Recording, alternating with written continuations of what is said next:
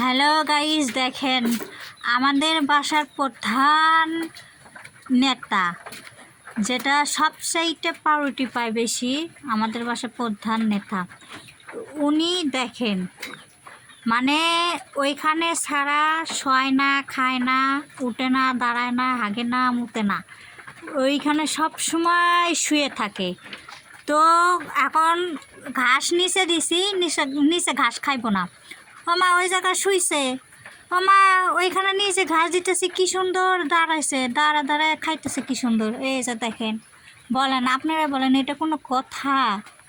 এই যে কি সুন্দর জমিদারের মতন উপরে বসে বসে খাইতেছে, মানে নিচে দিলাম খাবে না, নিচে খাইব না, উপরে খাইব, এখানে শুয়ে আছে।